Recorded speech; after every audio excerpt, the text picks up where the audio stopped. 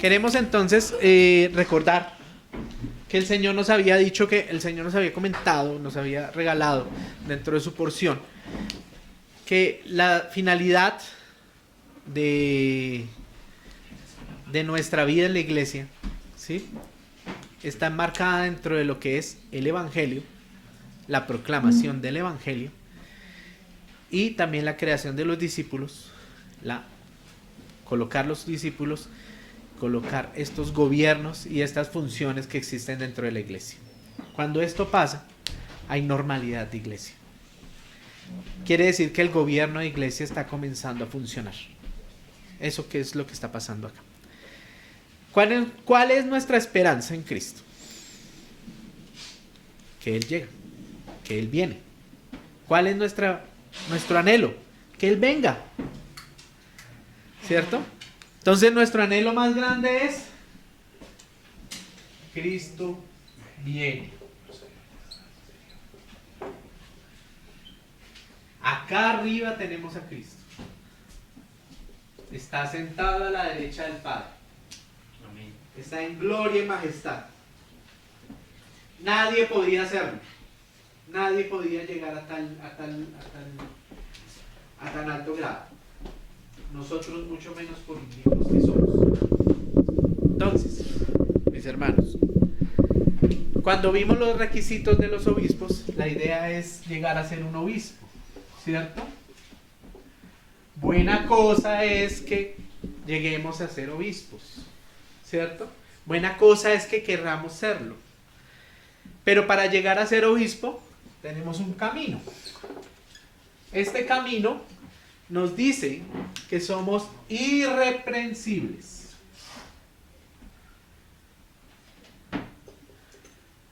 Para ser irreprensibles necesitamos ciertas características. ¿Cuántas? ¿Alejito? 20. Nos nombran 20 en ese momento. Hablábamos de esas 20 características, las cuales son propias de nosotros. Porque en el Señor estamos progresando día a día para que éstas se den. ¿Cierto?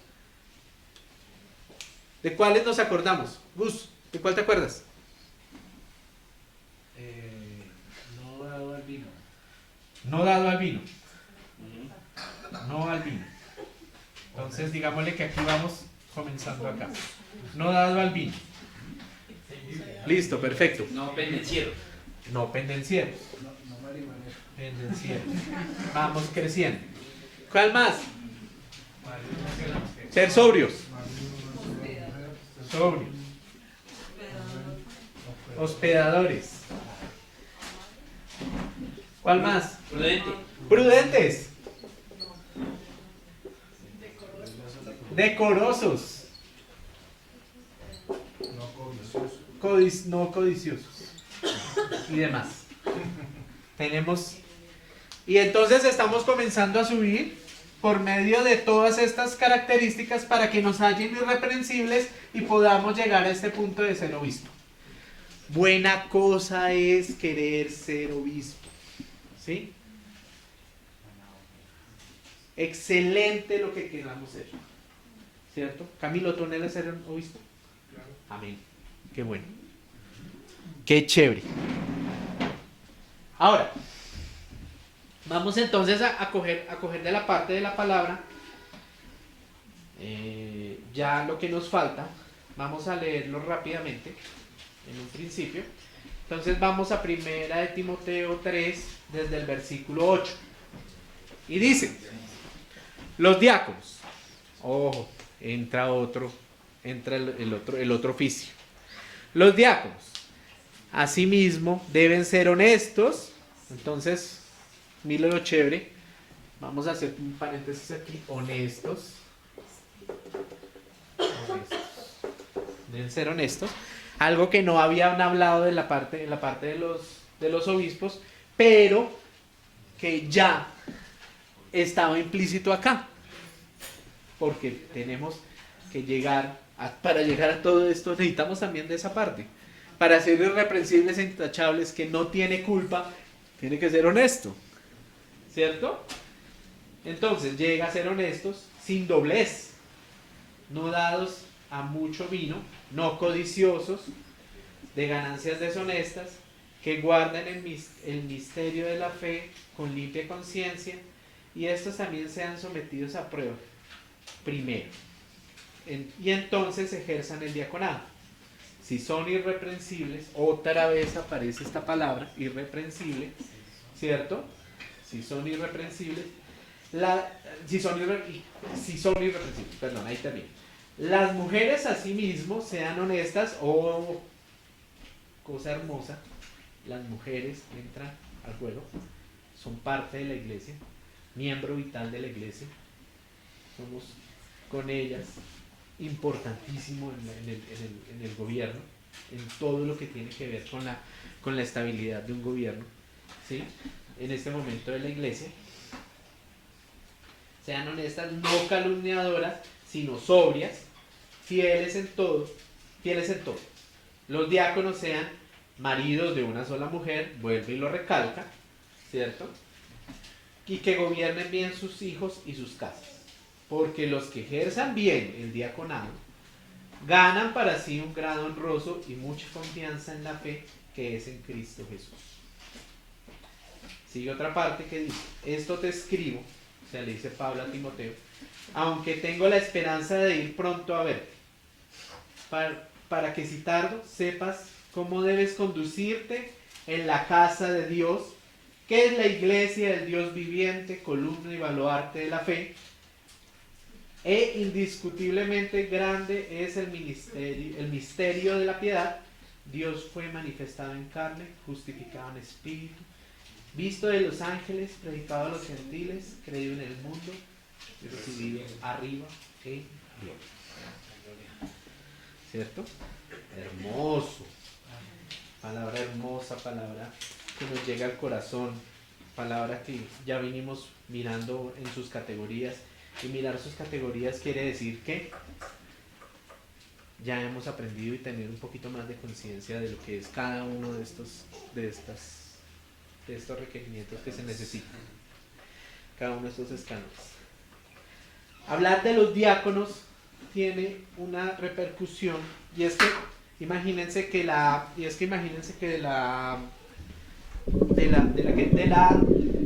del obispo, al principio del capítulo, ¿cierto? Se habla y se dice que buena cosa es que se quiera ser obispo, o que se quiera el obispado, que se anhele el obispado, ¿cierto? Pero con el diácono sucede algo. Entonces diaconado,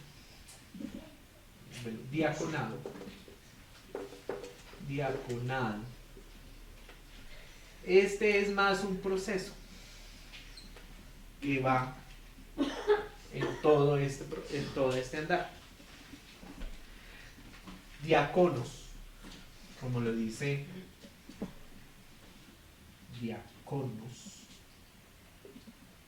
como lo dice en el griego, que es esta palabra, significa servidor.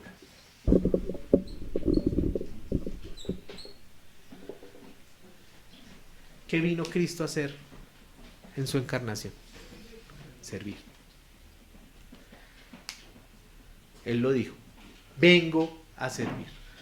El que quiera ser el mayor, sirva. Y ese es Cristo, el mayor servidor de la obra del Padre, el único que podía ser. Entonces, este diáconos también tiene otra base, que es diocos,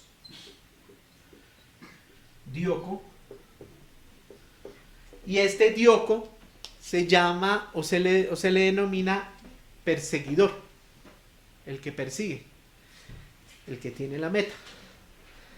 Entonces, por eso les digo que este diácono va de aquí hacia allá, tiene que devolverse, tiene que volver a subir, tiene que corregir.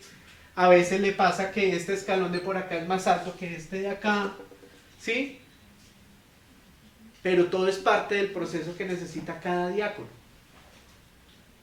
¿sí? Entonces tenemos que buscar entre nosotros cuál es la meta que tenemos nosotros espiritualmente hablando. ¿Qué es lo que nosotros queremos? Nosotros sencillamente lo que queremos es resaltar en una congregación, ser reconocidos. No sé. No. Muy bien. Queremos servir. Queremos servir en la oración. Queremos servir en el ministerio de la palabra. Queremos servir en la adoración y en la alabanza. ¿Cierto? Y para todo esto nosotros entonces tenemos que desarrollar algo que tiene algo que todos tenemos. Dones.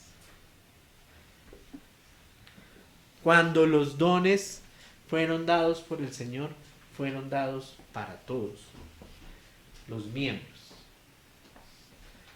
Existen dones naturales, ¿cierto?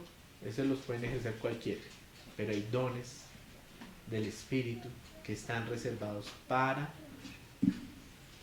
los que creen, ¿cierto? Así que vamos rápidamente un momentico a 1 Corintios 12. En 1 Corintios 12, en el versículo 3, vamos a mirar rápidamente. Dice, por tanto,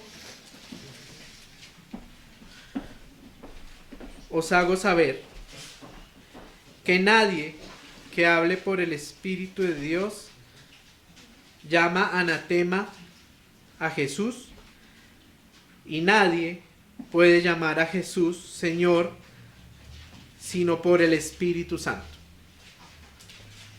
Estos son principios que nosotros nunca debemos olvidar, ¿sí?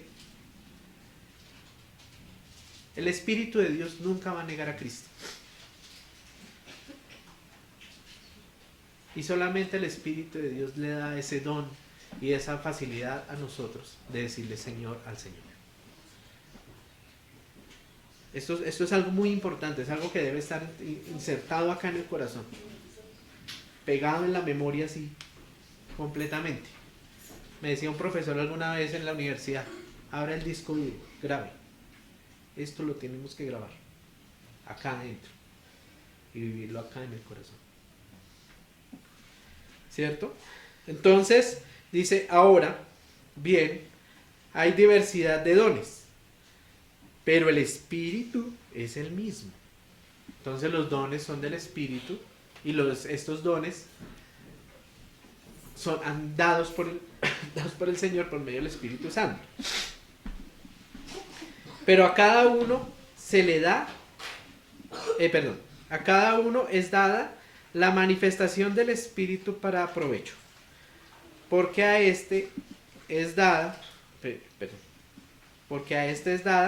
por el Espíritu palabra de sabiduría, a otro palabra de ciencia según el mismo Espíritu, a otro fe por el Espíritu Santo, por el Espíritu, a otro dones de sanidades por el mismo Espíritu, a otro el hacer milagros, a otro profecía, a otro discernimiento de espíritus, a otro diversos géneros de lenguas, a otro interpretación de lenguas.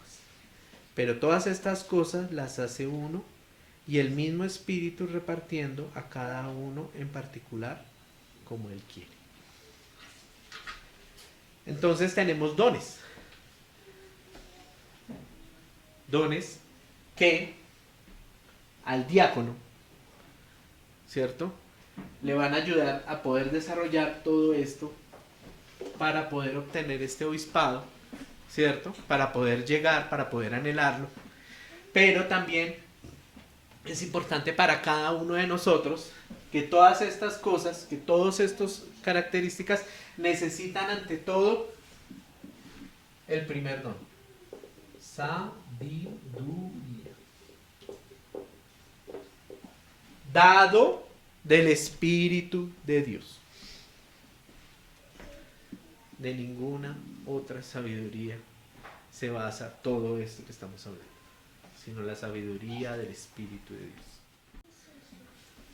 Y entonces los diáconos, para poder comenzar para poder hacer su trabajo, habla de los seres honestos, los que habíamos hablado acá, que entraban a jugar, que en realidad son el complemento de muchas cosas. Entonces, una persona honesta, no la colocamos acá, pero son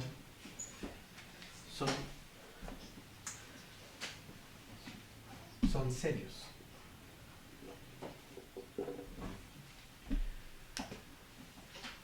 Y ser serio es ser un hermano que escucha atentamente a su hermano, que escucha atentamente la palabra, que va al Señor, consulta, y el Señor le va a dar la sabiduría que necesita para responderle a un hermano o para entender hasta la misma palabra que tenemos nosotros por incógnita. Todos los días el Señor, si nosotros vamos a la palabra, todos los días algo nos va a revelar. Todos los días nos va a decir algo nuevo. ¿Sí? Y esta parte del ser honesto hace que nos volvamos personas venerables, honorables, que es parte de las características que hablábamos de los obispos. Bueno, sin doblez. El doblez, no había hablado del doblez en el obispado, pero sin doblez es que aunque él pueda escuchar y pueda tener una opinión dada por el Espíritu Santo de Dios, no vaya a dar otro mensaje. Tenemos que ser fieles a lo que el Espíritu nos está dando, porque es que la sabiduría viene del Espíritu. No la contaminemos con lo que nosotros pensamos, no la contaminemos con lo que nosotros podemos variar, ¿sí? No, pues sí, el Señor tiene razón de que esto está mal, pero si le hacemos de pronto que haga esta variante o que se salte este paso, pues de pronto sería un poquito más fácil. Es que ese hermanito está en la mala, pero no, pero es que el trato del Señor es ese. El trato en sabiduría que necesita darle un obispo a cada hermano que tiene como responsabilidad en la iglesia es algo de muy alto y delicado estima. ¿Sí? Y esto mismo lo tiene que entender toda la comunidad, lo tiene que entender toda la comunión. Que muchas veces, aunque no nos guste, lo que nos toca es parte de lo que el Señor, por sabiduría del Espíritu Santo, le ha dado a los diáconos y le ha dado a los obispos. Aún así, si tiene dudas, la sabiduría también le llega al que está en la prueba. Es que de por sí es para él. Entonces acuda a su Señor y pida la paz del Señor para que pueda recibir lo que necesita del obispo y lo que necesita del diablo, lo que le está dando. Sopéselo, vaya a la palabra, búsquelo, ¿sí? Esta sabiduría, vuelvo y se los digo, es para todos. Y la sabiduría del Señor llega por la palabra del Señor. Esto hace que el diácono como tal dice que, bueno, unos que ya habíamos visto, no dados a mucho vino, no codiciosos de ganancias deshonestas, pero llega algo muy importante, ¿sí? Que comienza desde este diaconado, pero en realidad comienza desde desde el primer momento que nosotros aceptamos al Señor, ¿sí? Y es que guarda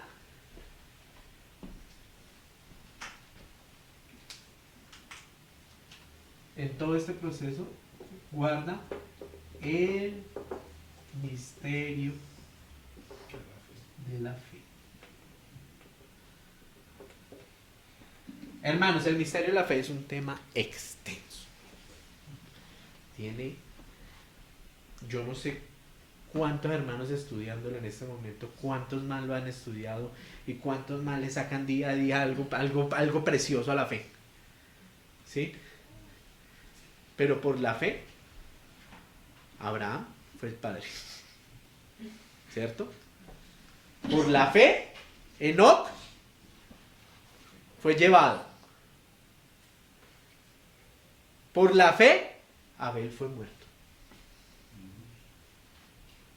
Por la fe, Moisés fue el siervo.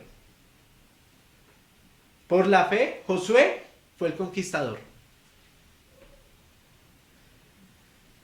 ¿Y cuántos más hermanos han seguido así? Muchísimos. ¿Dónde se concreta la fe? Lo vamos a ver. Vamos a Juan 6. Vamos mirando el contexto de Juan. El contexto de Juan dice, está el Señor en sus 3 años de servicio. Está el Señor en sus 3 años enseñando y poniendo el fundamento. Está el Señor batallando día a día con esos apóstoles. Batallando con ellos. Batallando contra ellos en ocasiones. Batallando contra el mundo que lo agobia. ¿Sí? El Señor multiplica los panes. Multiplica los peces. Le da de comer a todos. El Señor camina sobre el mar. Viene en todo ese contexto. Y llega el Señor y le dice a todos, a los judíos, le dice a todos los que están ahí presentes, donde el Señor habla. En Juan 6:32. Y Jesús les dijo: de cierto os digo, ¿no os dio Moisés el pan del cielo? Mas mi Padre os da el verdadero pan del cielo, porque el pan del cielo es aquel que descendió del cielo y da vida al mundo. El Señor se le revela como el pan del cielo. Señor Jesucristo se le revela a todos los que están presentes como el único que los va a saciar. Con el único que no van a tener ni hambre ni sed. El único que puede llegar a completar esa obra. Él lo entendía. Pero les estaba enseñando, les estaba dando la semilla, les estaba inculcando el evangelio a cada uno, principalmente a sus 12. Se los está inculcando, se los está metiendo allá adentro. Los está confrontando, ¿cierto? Los está poniendo en choque. Él les está enseñando la verdadera religión. Porque hermanos, imagínense que ahorita hoy el mundo dice, todas las religiones llevan a Dios. ¡Mentira!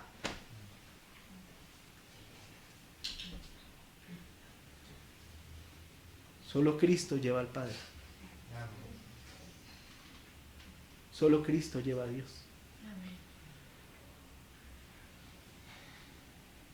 Algunas otras religiones lo pueden nombrar, pero no hablan su verdad.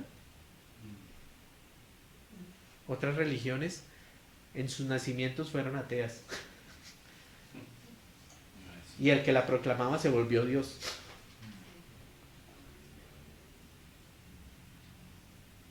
Entonces, Jesucristo es el pan de vida. Jesucristo es lo que necesitamos. Aquí es donde se fractura el pecado. En Cristo. ¿Cierto? Dice después que en el contexto que obviamente en la confrontación murmuraban contra el Señor Jesucristo y decían los judíos, pero es aquel Jesucristo, Jesús, el hijo de María, el hijo de José, carpintero, que también le enseña a ser carpintero, que está entre nosotros desde chiquito, nosotros lo hemos visto y nunca lo hemos visto descender del cielo. Obviamente no lo pueden entender. Obviamente no han entendido que la fe es la que nos va enseñando todo esto, el creer en Jesucristo. Y ya en el 51 dice, yo soy el pan vivo que descendió del cielo. En Juan 6:51, que descendió del cielo. Si alguno comiere de este pan, vivirá para siempre. Y el pan que yo daré es mi carne, la cual yo daré por la vida del mundo. No podían entenderlo porque tenía que cumplirse tenía que cumplirse la palabra, tenía que cumplirse los estamentos, tenían que cumplirse las profecías en que Cristo iba al cordero, iba como cordero al matadero, que iba a estar clavado en esa cruz. Entenderlo es difícil.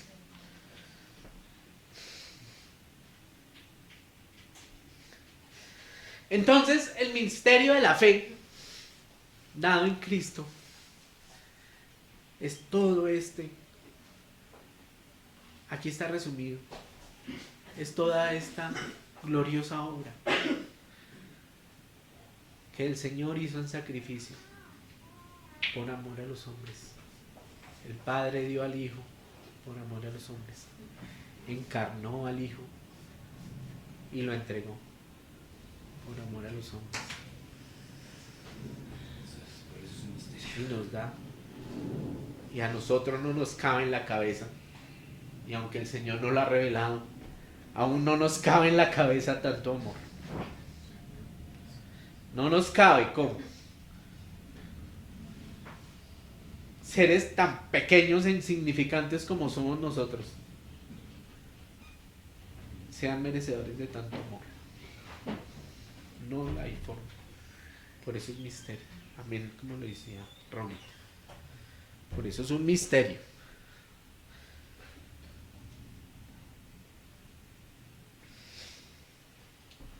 Guarden el misterio de la fe con limpia conciencia.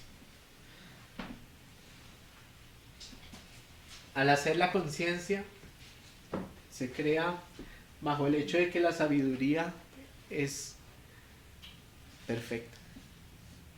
¿Qué dice Pablo al comienzo de este capítulo? Palabra fiel. Es esta que les voy a dar. Es dada por medio de sabiduría del Espíritu Santo. Y todas estas características nos llevan a que este misterio no sea doblado, no sea llevado a la basura, no sea en ningún momento transgiversado. Es puro. Él es el pan de vida, dado por el Padre para nuestra salvación.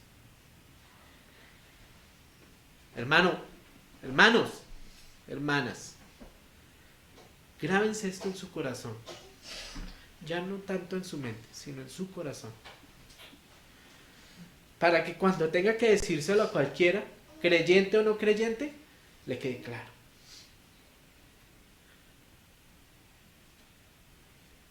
Que ni el maná que lo vieron llegar del cielo es tan importante como el pan que envió para quebrar la ruptura que estuvo en la creación con Adán.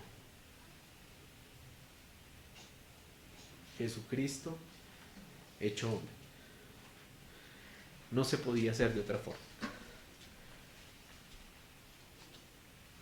Quiero complementar un momentico con Efesios 5, en el verso 1 y 2. Acá el hermano Pablo a la iglesia de Éfeso le está hablando y las sociedades bíblicas dicen andad como hijos de luz. Lo coloca de primero. Lo coloca aquí de primero. Sed pues imitadores de Dios como hijos amados, como hijos maduros, como juyos de Dios. No se le olvide este hijos, es juyos, huíos, maduros, entendidos, dispuestos, sobrios, no dados al vino, prudentes, serios, honestos, ¿sí? Que buscan siempre ser irreprensibles, huíos. Ese es el hijos que habla acá. Andad en amor como también Cristo nos amó y se entregó a sí mismo por nosotros, ofrenda y sacrificio a Dios en olor fragante. Hermanos, aquí no hay lugar a dudas. Y en eso se basa la fe. Y por eso es el misterio de la fe. Si uno averigua qué es la fe es algo que tú necesitas palpar, que necesitas conocer, ¿sí? Para dar fe de algo, ¿sí? Yo doy fe de algo, ¿sí? Danielito cuando fue pequeñito, ¿cierto? Cuando él estaba chiquito, el papá le dijo, papi, no cojas esos cables porque por ahí pasa corriente. Él en su humanidad dijo, ¿qué será corriente? ¿Cierto? Dijo, ¿qué es corriente? ¿Y qué será corriente? Entonces, ¿qué pasó? Desobedeció. Dijo, cogió los cablecitos, ¡ah! Lloró, le dijo, papi, me hizo bzzz. Ya saben que es corriente. Entendió que es corriente. Ya puede dar fe que la corriente sí estaba ahí, que existe. Y quedó tan convencido que hoy es ingeniero eléctrico.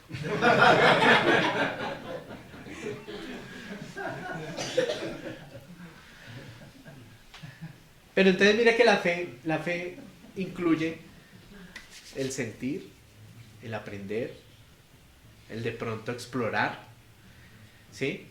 Pero con esta parte de la fe en Jesucristo, cuando tú no puedes haber visto el acto de la crucifixión, de la muerte y la resurrección del Señor, es difícil de entenderlo. Pero cuando nosotros explicamos en las bases del Señor, en el regalo del Señor, porque la fe existe por gracia y la gracia está en Cristo, se llena a nosotros ese sentir, se completa, no queda lugar a duda, ¿sí? Nuestra mente se llena y nuestro corazón se hincha de saber que Jesucristo me salvó. Me llena de gozo y me enamoro. Y llega el amor, el primer amor, ese que no se debería perder nunca. Pero vamos creciendo. Y en ese primer amor, que hermanos, que podemos estar aún, porque siempre lo vamos a recordar. En ese primer instante que nosotros palpamos de Jesucristo, porque la fe hace que nosotros palpemos a Cristo, ¿sí? Que veamos sus obras, que veamos sus milagros, ¿sí? Cuando todo esto pasa, inmediatamente, hermanos, tenemos que comenzar, y desde antes, ojalá, a comenzar a trabajar en todo esto. Gobierno, participación. Sigue diciendo en Timoteo. Hermano, que escribí mis ojitos y ay Dios. Y estos también dice entonces con limpia conciencia, y estos también sean sometidos a prueba primero, y entonces ejerzan el diaconado si son irreprensibles. Vuelve y juega con los irreprensibles. Ahora, hay algo importante acá, los vamos a poner a prueba, ¿sí? Porque es que suele suceder que los diáconos, ¿sí? que aunque son oficios propios de la comunión, ¿sí? Comunión, entonces, pero el diácono como tal, como yo les decía, es más un proceso para llegar a que es el obispo, ¿sí?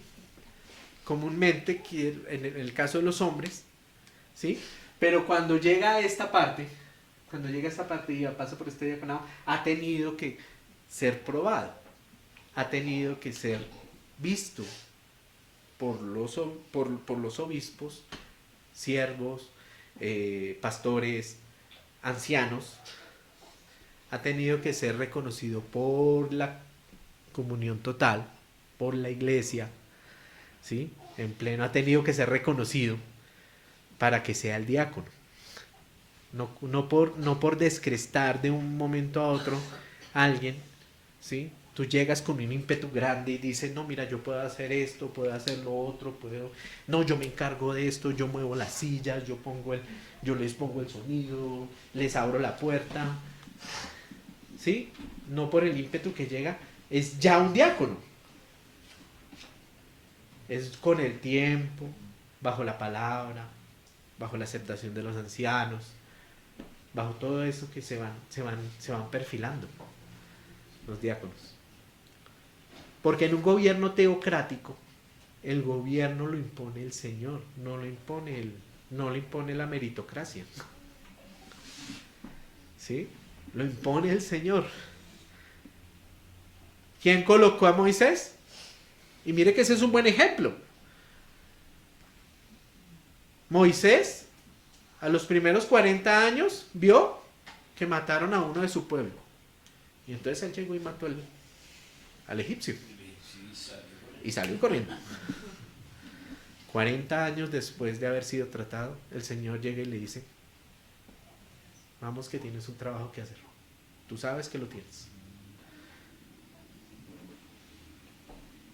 Sí era el diácono, pero no era el momento. Sí era el que tenía que hacer la obra, pero no era el momento. Entonces, ¿cuánto cuidado hay con esa gran característica de la prudencia? ¿Cuán grande característica esta? Que se va ejerciendo desde el comienzo hasta más arriba. Y todo en que Cristo venga. Porque somos una iglesia que queremos prepararnos para la venida del Señor. Somos una iglesia que queremos estar listos cuando nuestro Señor venga. Porque todo esto hace que nosotros tengamos las vasijas llenas de lo que se necesita para que el Señor nos reconozca y nos llame. ¿Queremos ser vírgenes prudentes? Hay que ejercitar. Señor, primeramente va para mí. Las mujeres asimismo sean honestas, no calumniadoras, sino sobrias, fieles en todo. No me gusta meterme con ese lado de las mujeres porque es cosquilludo. Mas aún así, siempre vamos al primer ejemplo. ¿Sí? En que la calumnia no la hizo la mujer, sino la hizo Satanás. Y es que esa palabra calumniador es Satanás. Hay que tener cuidado con la calumnia, porque es propio de Satanás. ¿Cierto? Si ustedes van a Génesis 3, o si vamos a Génesis 3, vayamos a Génesis 3. Aún tenemos tiempo.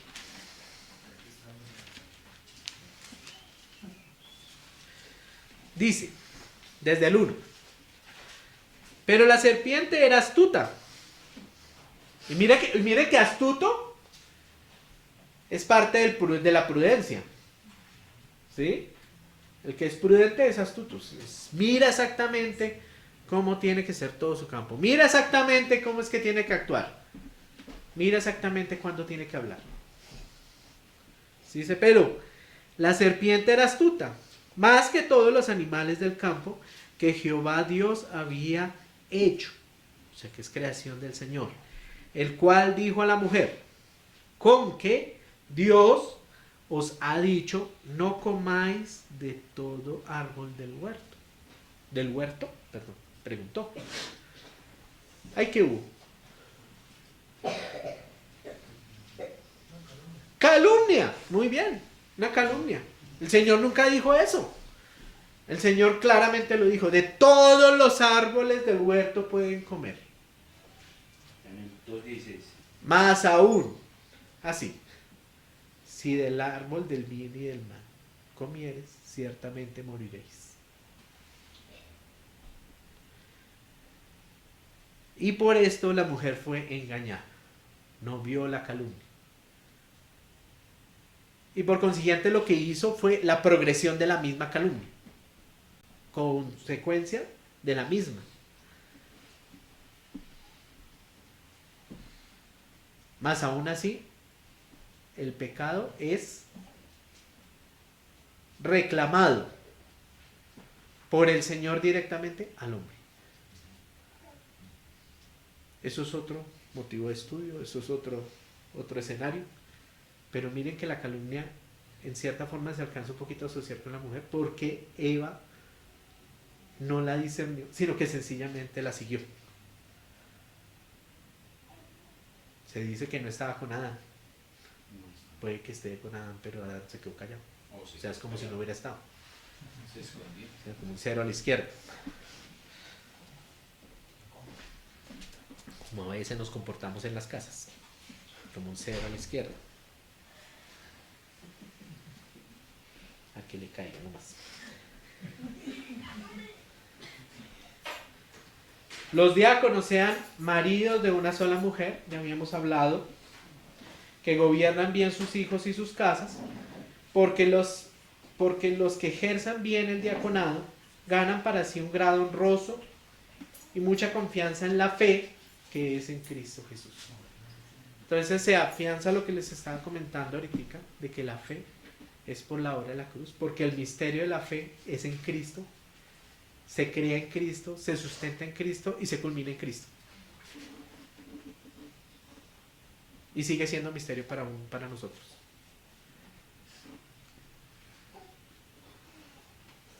¿Cierto? En esa parte de grado honroso,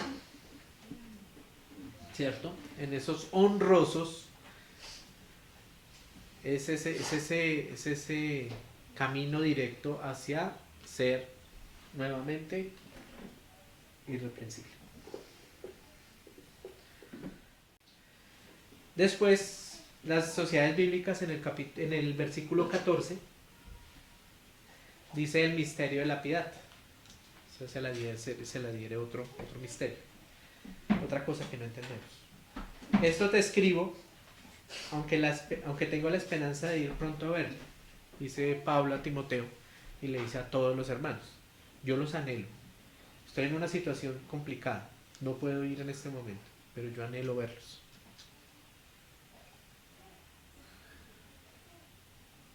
Hermanos, si nuestro anhelo no es estar en comunión, entonces no entendería por qué estamos todos acá. Pero tenemos un anhelo de comunión, ¿cierto? Venimos a buscar del Señor. Pero es que venimos a buscar del Señor donde dos o tres están reunidos por el Señor. Principio de comunión. ¿Cierto? Para que, si tardo, sepas cómo debes conducirte en la casa de Dios, que es la iglesia del Dios viviente, columna y baluarte de la verdad. Cosa importante, porque imagínense que la descripción que nos está dando acá de iglesia, de comunión, de asamblea, que estamos acá, que están todos reunidos, los que están reunidos, los que ya se reunieron, buscando todos el alabarle, el compartirle, el hablarle, que es lo que hablamos desde un principio, desde la vez pasada, tener relación con el Señor, ¿cierto? Dice que esto que es la iglesia es columna y baluarte. Hermanos, necesitamos acá columnas. Necesitamos acá columnas.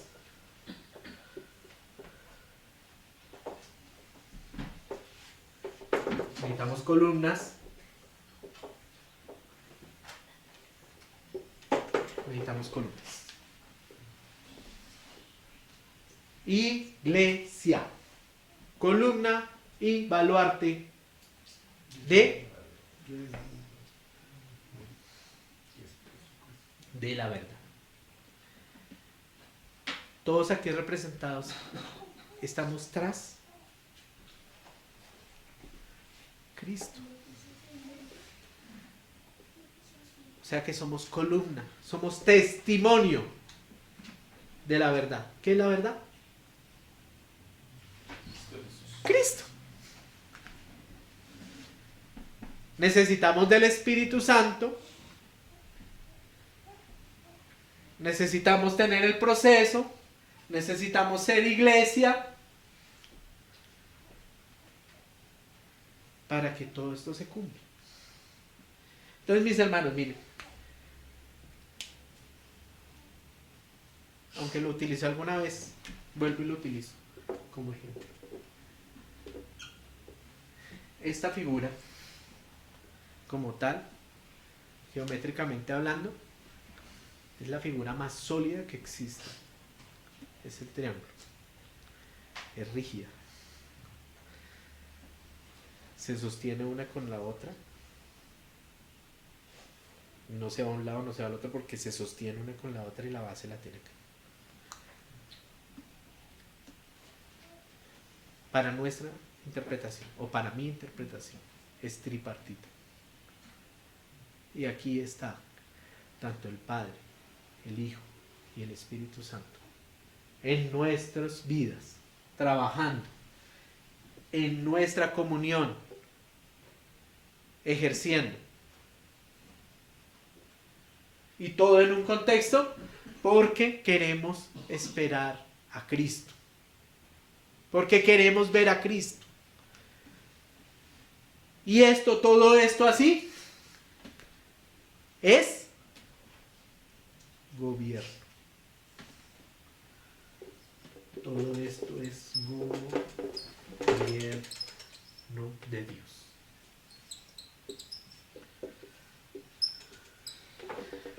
Hablamos de funciones, diaconados, obispos. Hablamos de preceptos. Hablamos de bases. Hablamos de objetivo. Y hablamos de un armazón completamente firme. Gobierno de Dios para nosotros.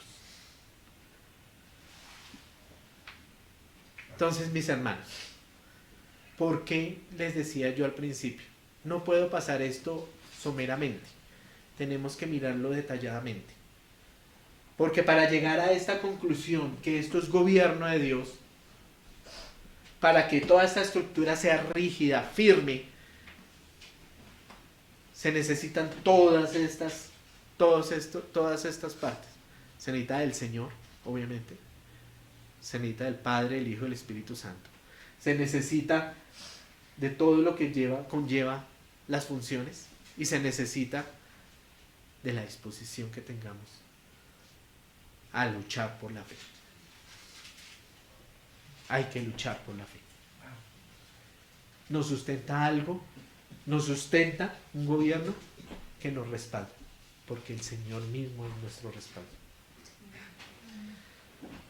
Así que esto también es un mensaje a tener fe, aún más allá de la que creemos tener, más allá del granito de mostaza, para que podamos cumplir lo que Cristo vino a hacer: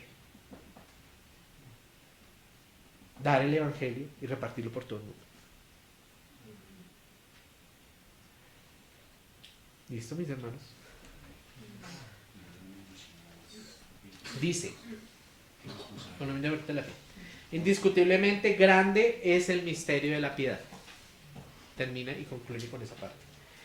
Dios fue manifestado en carne, justificado en el Espíritu, visto de los ángeles, predicado a los gentiles, creído en el mundo y recibido arriba en gloria. Misterio de la piedad.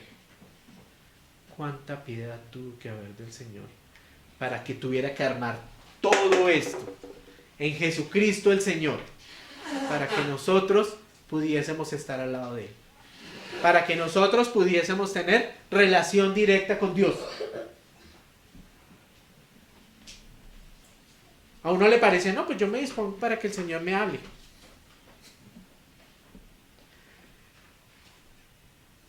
No, pues el Señor es grande y maravilloso, y pues cuando quiera me dirá qué es lo que tengo que hacer. No, hermanos, hay trabajo por hacer. Tenemos todos estos pasos para andar. No podemos ir por ahí, dejando así todo. Es imposible. ¿Cierto?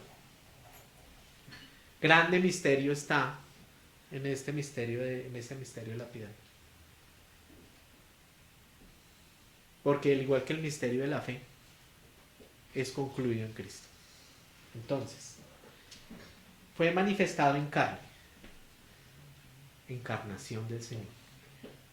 Ahí estuvo la manifestación de Dios. O sea, ¿Dios deja de ser Dios porque el Dios se encarna? No deja de ser Dios. Se limitó a este cuerpo. Se limitó a todo lo que existía dentro del ambiente del mundo. Se limitó a que los judíos lo vituperaran. Se limitó a que sus amigos lo traicionaran. ¿Cierto? Para cumplir la obra de Dios.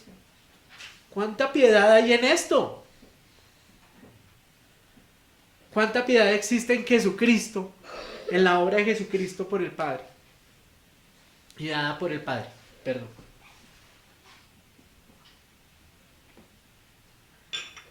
¿Cuánta piedad existe acá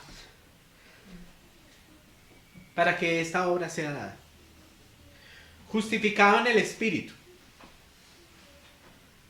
Porque Jesucristo como hombre no se limitó a hombre, no se limitó a la carne. Estuvo en contacto con su Padre. No perdió la relación con su Padre. Él oraba. Él predicaba y decía el Evangelio. Él hacía su función y su labor. Él cumplió con todo esto a cabalidad. ¿Sí? Fue desde el principal transgresor para los judíos como el principal caballero que existe en la obra del Señor. Porque Él es el caballero blanco en este cuento. Él era el que tenía que ir a hacer la batalla. Y Él era el que tenía que ir a morir por el pecado. Y no deja de ser hombre, porque en el Getsemaní se ve.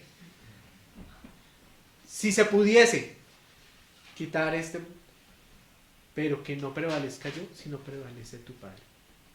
Perdón, lo estoy parafraseando. Entonces, el Señor no dejó nada de esto suelto, por ningún lado. Si vamos a querer ser imitadores de Cristo, tenemos que aprendernos esto de corazón y de mente. Predicado a los gentiles. Su obra fue completa. Comenzó con el hermano Pablo, comenzó con muchos hermanos y siguió y hasta el día de hoy existe. Y seguirá hasta que Él venga. Más para allá, el Señor nos dirá que sí. Creído en el mundo. Y aunque lo nieguen y lo nieguen en estos días, y aunque en las escuelas estén mandando los folletos para que no crean en el Señor, y aunque en el mundo laboral, en el mundo físico, en el mundo de lo que sea, nieguen al Señor, están negando algo que existe, que saben que existe y que no pueden negar. El mundo conoce y sabe que hay un Dios. Pero nosotros tenemos que convencerlos de que ese Señor es fiel y verdadero, de que es verdadero ante todo y que necesitamos ser salvos para no quedar en las manos de Satanás.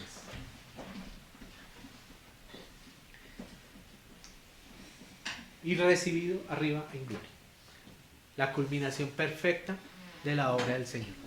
Reconocido por su Padre, sentado a su derecha, el único digno de abrir los sellos, el único digno de venir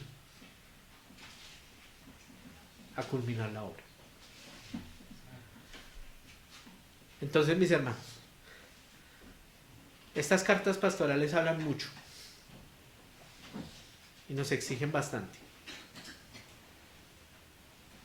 Y ya para culminar, porque les dije que era un poquito más rápido.